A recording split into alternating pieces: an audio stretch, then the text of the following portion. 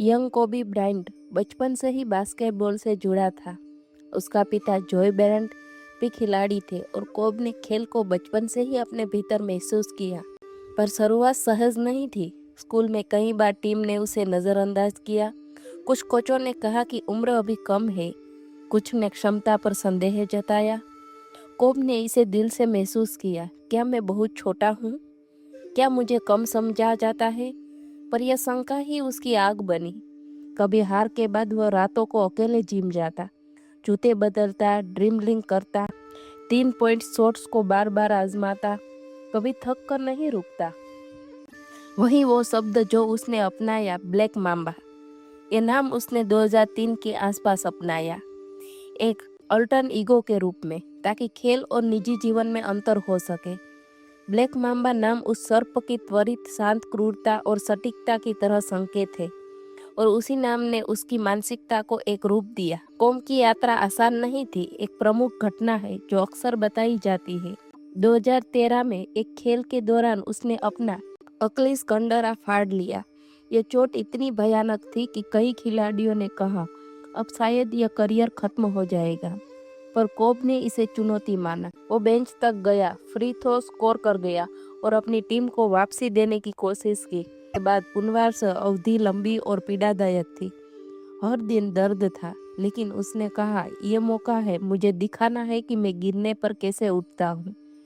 वापसी के बाद उसने पुराने तरीके नहीं अपनाए, बल्कि उसने अपनी तकनीक बदल दी, नए शॉट्स सीखे और मानसिक तैयारी को और गहरा। इस पुनरुत्थान ने दुनिया को दिखाया कि माम्बा मेंटालिटी केवल शक्ति नहीं, बल्कि लचीलापन, दृढ़ता और आत्मसत्य है। अब मैं उन स्तंभों को कुछ घटनाओं के साथ जोड़ता हूँ। कोब कहा करते थे कि ऑफ सीजन नहीं होता। जब दूसरे खिलाड़ी आराम करते हैं, वो जिम में रहते थे। एक कोच ने बताया कि जब बाकी खिलाड़ी छुट्टी पर थे, कोब सुबह 5 बजे जिम आता था। जब कोई गोल नहीं होता, कोब खुद अपनी गलती ढूंढते थे। उनका लक्ष्य केवल गलती का बहाना नहीं, उसे सीखने की शुरुआत बनाना था।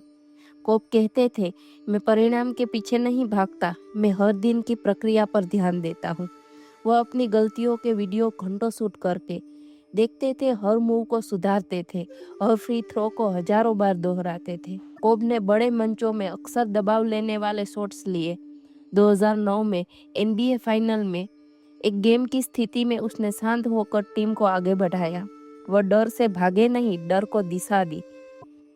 कोई चोट, कोई नेगेटिव स्थिति, कोब उन सभी को अवसर समझते थे। चोट से वापसी, खराब सीरीज के बाद सुधार, ये उनकी कहानी का हिस्सा था। धीरे धीरे कोब की नमी हुई। NBA champion, MVPs, all star selection पर असली महानता वह थी जो जमता नहीं देखती थी। उसका मन, अनुशासन, नियमितता और आत्मिक समर्पण।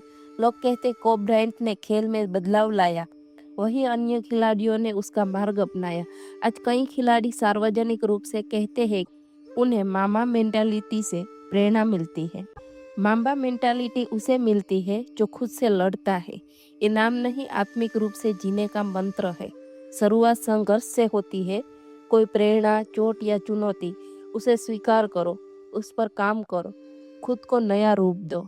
महानता दिखावा नहीं, अंदर की शक्ति है।